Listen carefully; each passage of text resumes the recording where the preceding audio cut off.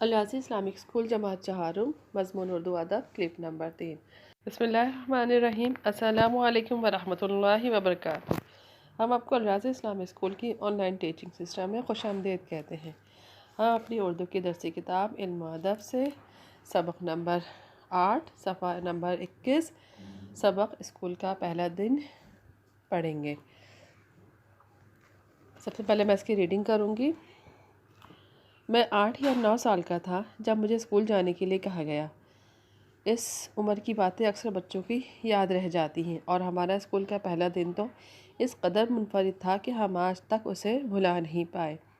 4-5 سال کی عمر میں ہماری دینی تعلیم کی ابتدا گھر میں ہی کی جا چکی تھی، اور حفظ کے ساتھ ساتھ قرآن کی تلاوت کی تربیت بھی دی جا رہی تھی۔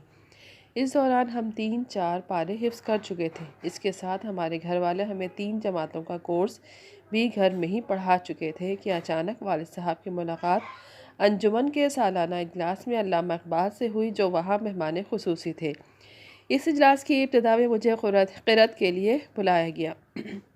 میں نے بڑی خوش الحانی سے تلاوت کی۔ علامہ اقبال بہت خوش ہوئے۔ انہوں نے مجھے گود میں لے کر پیار کیا اور اسکول کے متعلق پوچھا، لیکن میں نے تو آج تک اسکول کی شکل ہی نہیں دیکھی تھی۔ میری شرمندگی دیکھ کر والد صاحب نے گھر کے قریب ہی واقع ایک اسکول میں مجھے داخل کرانے کا فیصلہ کیا۔ جیسا کہ میں پہلے ہی بتا چکا ہوں کہ 3 جماعتوں کی کتابیں میں پہلے ہی پڑھ چکا تھا۔ اب 4تھی جماعت میں داخلے کی تیاری تھی۔ شاید اسی وجہ سے مجھے اسکول بھیجنے کے لیے کچھ زیادہ ہی اہتمام کیا جا رہا تھا۔ اسکول ہمارے گھر سے ذرا فاصلے پر ہی تھا۔ اس کے لیے استبل سے 2 گھوڑوں کی فٹن منگوائی گئی۔ یہ سواری ہمارے ابا سال میں 2 بار عیدگاہ جانے کے لیے استعمال کرتے تھے۔ پھر میری بڑی بہنوں نے مجھے رنگین لباس پہنایا، جو کہ سرخ مخمل کے کوٹ اور نیکر، پیازی رنگ کے موزے اور سفید جوتوں پر مشتمل تھا۔ یہ کپڑے عموماً شادی بیاہ میں پہنے جاتے ہیں۔ یہ لباس مجھے آج تک اس لیے یاد ہے کہ اس دن جو کچھ میرے اوپر گزری، اس میں کچھ ہاتھ اس لباس کا بھی تھا۔ بہرحال ہم گاڑی فٹن میں سوار ہو گئے۔ ساتھ میں ایک ملازم بھی تھا جس نے ہماری کتابیں اٹھائی ہوئی تھیں۔ یوں ہماری سواری اسلامیہ پرائمری اسکول کے سامنے جا کھڑی ہوئی۔ جو ہی ہم گاڑی سے نیچے اترے تو باہر کھڑے ہوئے اسکول کے لڑکے شور مچاتے ہوئے اسکول کے اندر بھاگ گئے۔ لڑکوں کا شور سن کر ماسٹر صاحبان گھبرا کر باہر نکلے۔ ڈر کے مارے ہمارا برا حال تھا، دل دھک دھک کر رہا تھا۔ ملازم کے پیچھے پیچھے ہم بہت آہستہ آہستہ چلتے ہوئے اسکول میں داخل ہوئے تو ہر شخص ہمیں گھور رہا تھا، جیسے کوئی چڑیا گھر کا جانور اسکول میں آ گیا ہو۔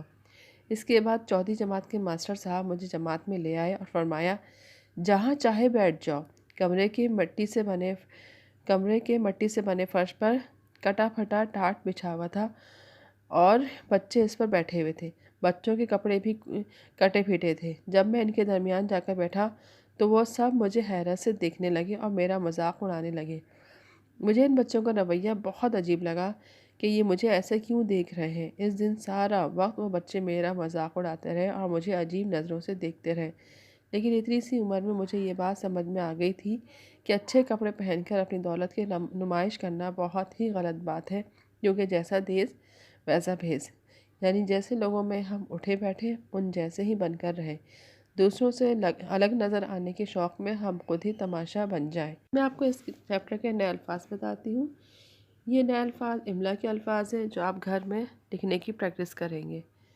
نئے الفاظ ہیں منفرد، قرأت، حفظ، مدعو، استبل، فٹن، ٹاٹ، اہتمام، خوش الحانی، جیسا دیس ویسا بھیس۔ اب میں آپ کو اس چیپٹر کے الفاظ معنی بتاتی ہوں۔ منفرد سب سے الگ، انجمن محفل، سالانہ ہر سال ہونے والا، خوش الحانی اچھی آواز، استبل گھوڑوں کے رہنے کی جگہ، فٹن گھوڑا گاڑی، مخمل نرم کپڑا، دھک حیران، ٹاٹ چٹائی، نمائش دکھاوا۔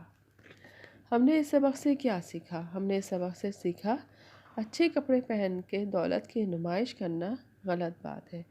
جیسا دیس ویسا بھیس، یہ جو ہے یہ محاورہ ہے۔ یہاں پر اس چیپٹر میں جیسا دیس ویسا بھیس محاورہ استعمال کیا گیا ہے۔ اس کا مطلب ہے کہ ہم جیسے لوگوں میں اٹھے بیٹھے ویسے ہی بن جائیں۔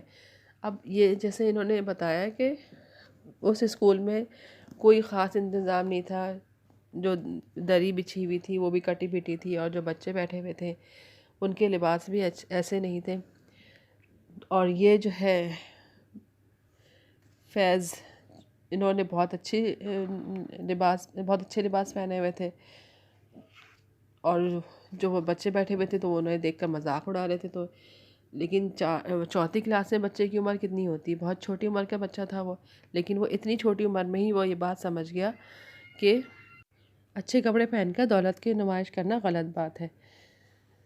ضروری نہیں کہ وہ جو بچے تھے وہ کٹے پھٹے لباس پہنے ہوئے تھے تو آپ بھی کٹے پھٹے لباس پہنو، نہیں ایسا نہیں ہے. آپ صاف ستھرا لباس پہنو، اور جیسے وہ چھوٹے بچے تھے اور فرش پہ جس طرح سے بیٹھنا، بالکل اسی طرح اپنے آپ کو بھی اس طرح سے کرنا چاہیے. ہم نے صرف وہاں پر تعلیم حاصل کرنا تھا، تو ہمارا مقصد صرف یہی ہونا چاہیے، یہ نہیں کہ ہم وہاں پر ہم اوور ہو جائے، یعنی شو آف کریں. اس چیپٹر سے آپ لوگوں نے یہ بات تو سیکھ لی کہ جو ہے جیسا دیس ویسا بھیس، یعنی کہ جس طرح کے رول ہو وہاں پر وہی رول اختیار کرنا چاہیے. امید ہے آج کا سبق آپ کو سمجھ آ گیا ہوگا. اپنا بہت سا خیال رکھیے گا. اللہ حافظ.